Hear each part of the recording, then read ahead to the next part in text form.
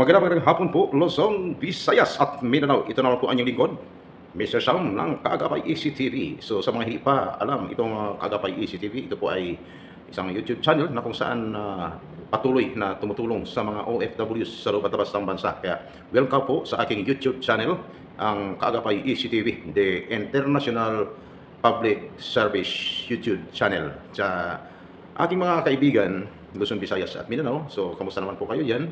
At lalong-lalo na sa mga OFWs sa loob at labas ng bansa. Sila po ay aking mga subscribers.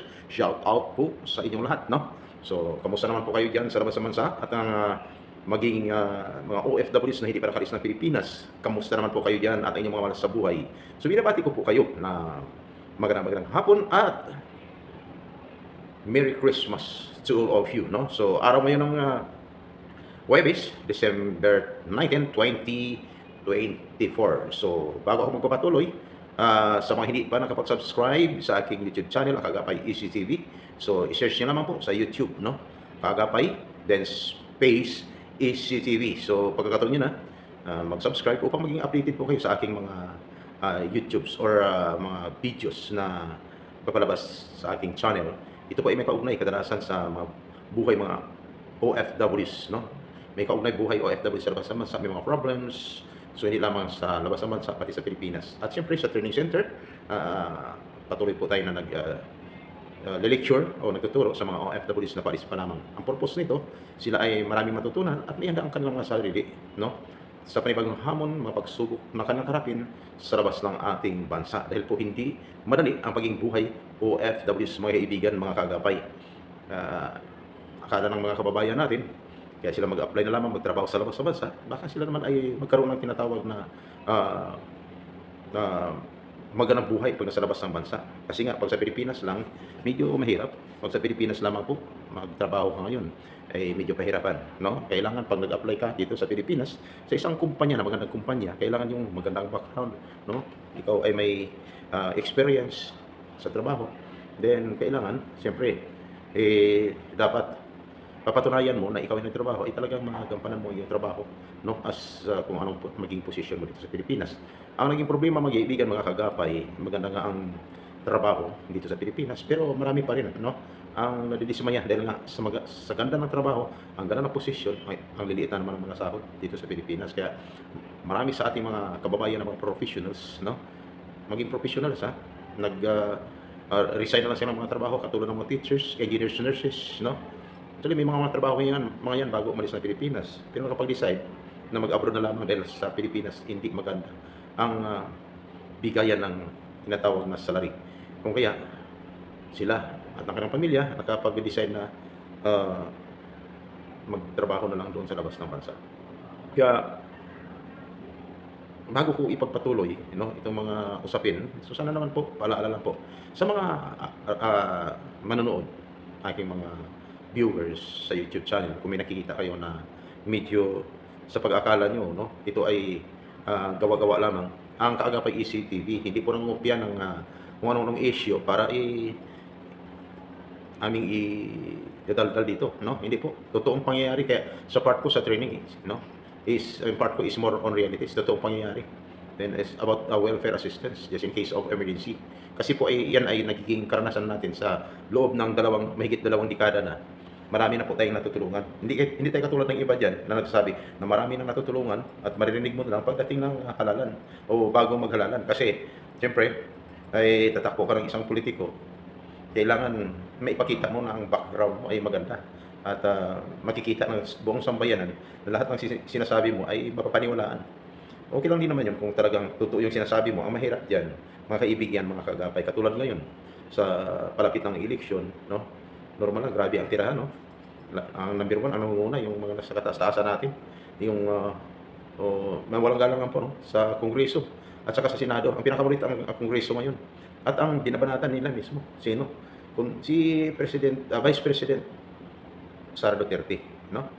At saka buong pamilya ng Duterte, talagang ito ngayon ang pinapersecute ng mga kongresista natin, no? Diyan sa Quadcom, no? Sila po ang talagang hindi tinatantanan ngayon ng mga kongresista, no? Upang pabagsakin ang kanilang mga pangalan, no? Eh, kailangan natin narinig itong mga kongresista na 'to, no? Itong taon lang natin narinig na talagang sila ay nag-iingay, maiingay. Ano ba talagang pakay ninyo? Ano ba talagang purpose ninyo? So, mas maganda siguro kung mag-iingay kayo, oo, 'no, maganda siguro, eh, ipakita niyo muna kung anong nagawa ninyo sa ilang taon na panunungkulan ninyo. Nagsimula kayo sa mababa na posisyon, yung iba diyan, nanggaling ka sa barangay, barangay chair, naging barangay captain ka, nagiging mayor, 'no? Nagiging ngayon, nagiging mayor, naging congressman, um, nagiging governor, 'no? Naging gobernador ka man, 'no, dapat ipakita niyo ang inyong mga doon niyo papatunayan 'pag, palapit ng eleksyon na talagang may nagawa kayo. Eh, kaiba kayo kasi yung ginagawa niyo kundi puro tira na tira. Kung anong pagkakamali ng kapwa niyong mga politiko, 'yan ang sinisilip ninyo. Katulad na lamang yun so hindi ko lang banggitin kung sino-sino kayo kasi puro kayo magagaling, eh. Hindi naman ako nagsabi na ako'y magaling, pero nakita ko lang, hindi lang ako nakakapuna sa inyo. Sa dami, ang daming mga kababayan natin, kaya ang ibang mga kababayan natin, halos parang naapektuhan na dahil sa ingay at kaguluhan ngayon na kanilang napapanood sa social media. No, hindi lang sa social media, na sa televisions at sa radio station, no? Pati ng ibang mga media, no? Lumalabas na parang mga bayaran na rin, no? Kasi bakit? Isa lang ang pinipersecute nila. At ang matindi ngayon, no? Si dating presidente, ang daming nagawa noon. Ang daming nagawa noon. At saka, nung siya pa ay nakaupo, talagang ang daming natutuwa, lalo ng mga kababayan natin na talagang minsan matakutin pagdating sa tinatawag na masasamang loob. Ay nagkaroon ng buhay, ha? Parang kahit sila, saan sila magpunta, no? Pasyal, parang nagkaroon sila ng ah, tinatawag nito,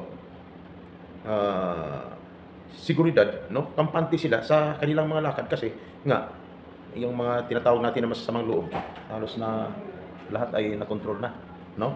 O kaya ngayon, ang ginagawa natin, walang tigil. Ang narinig ng mga kababayan natin, walang tigil itong patutsadahan at talagang siraan. Ano ang pakay para pabagsakin ang mga Duterte, no? Ay actually, no, wala akong pinapanigan diyan. Kasi pareho si PBBM at saka si Inday Sara Duterte, pareho yan na binoto ko nung eleksyon. Ano kaya kung gumawa na kayo ng paraan na gumawa kayo ng panibagong issue na kung saan yung 'pag, tinatalakay niyo diyan sa Kongreso, no? Mas maganda siguro yung mga problems ngayon na kinakarap ng buong sambayan ng Pilipino. Ano yun? Yung patuloy sila naghirap na ilang taon na. Eh, kung si PBBM ang pababayaan natin, siyempre hindi puwedeng susuluhin ni PBBM. Anong sasabihin niyo na mga politiko kayo, hinalal kayo ng bayan pagkatapos ang ginagawa niyo, guluhin ng guluhin ang administrasyon ni PBBM.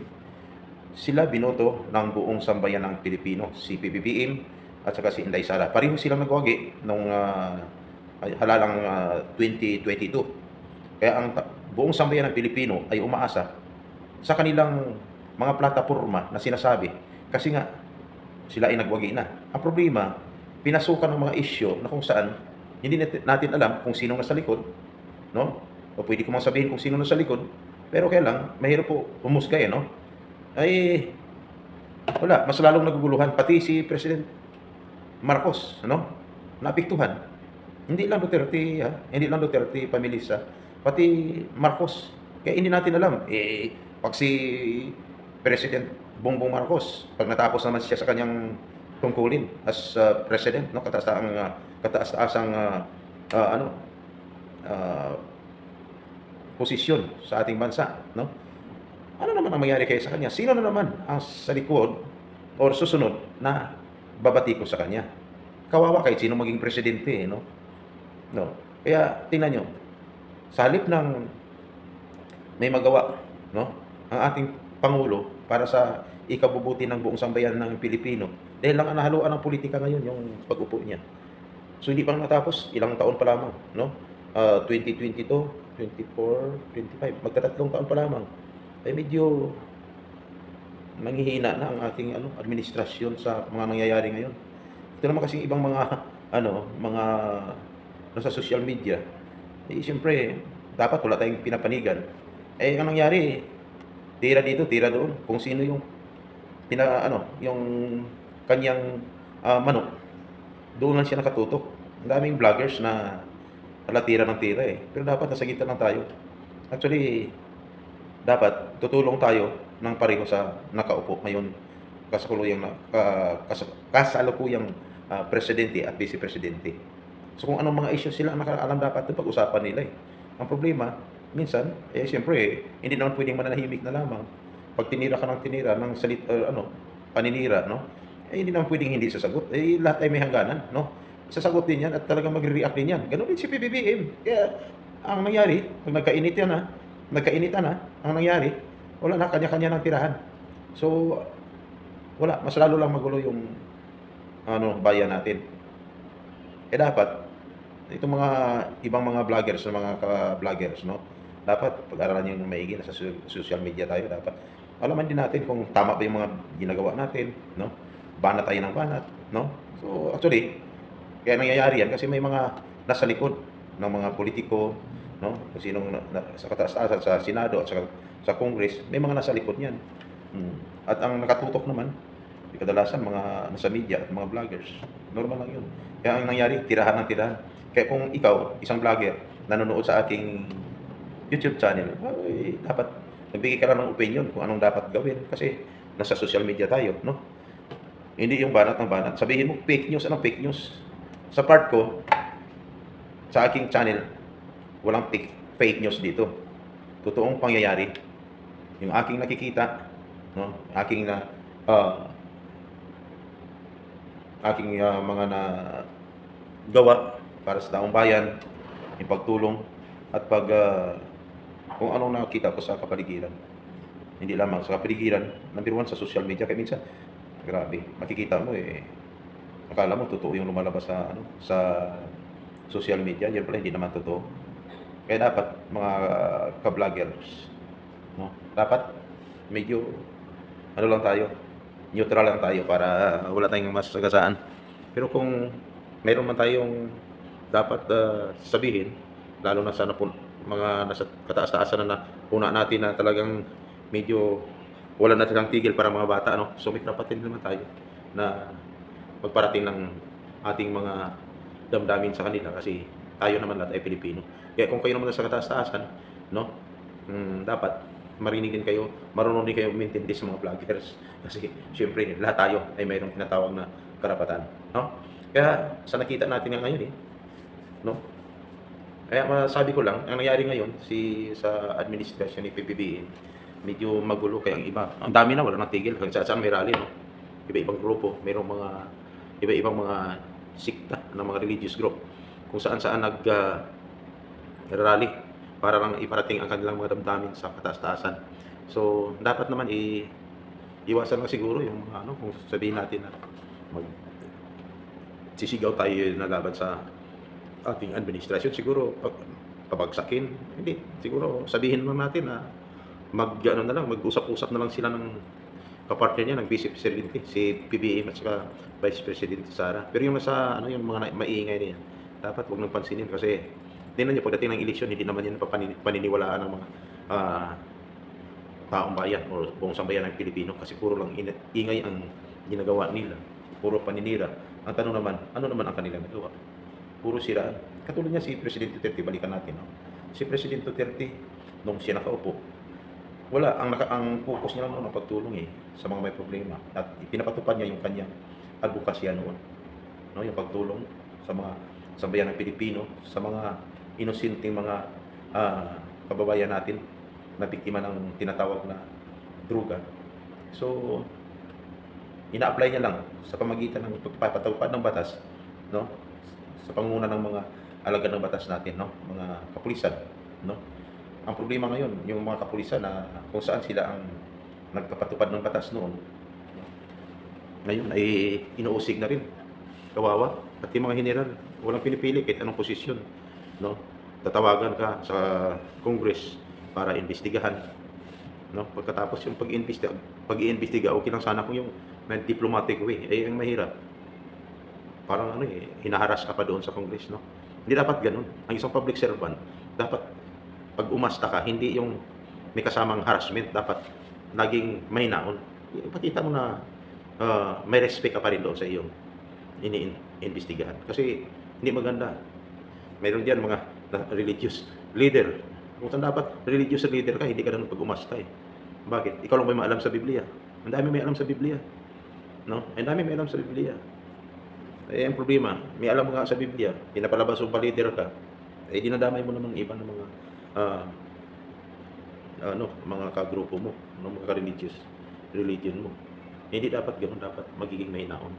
Eh, public servant. Ang public servant dapat ay totoo na naglilingkod, mahinaon, no? At totoong naglilingkod sa bayan. Hindi yung pati yung binigyan ng karapatan ng ahensya na gobyerno katulad ng kapulisan, minsan halos mumurahin na sa Kongres, no? Hindi pwede. Eh, may hangganan din yan, di ba? Dapat, paano yun? Kung sila na naman nakaupo sa kataas-taasan ng posisyon, no? Tapos, darating ang araw, ikaw naman ang uusigin. Kunting pagkakamali, talagang halongkatin yung mga kamalayan mo nagawa, pwede kawawa ka ngayon. Ay, dapat, ang gagawin natin, magtulungan. Kaya, sa mga aking mga subscribers, pwede kayo mag-comments, no? Magbigay ng opinion, pero wag yung tirahin yung ano, eh, minamasama ninyo. Eh, hindi naman kayo pinapakialaman, hindi naman kayo namin pinapakialaman kung anong hanap buhay mo. Maghanap buhay ka. Hindi yung pag nag-comments ka, sobra-sobra at medyo mapahama ka pa.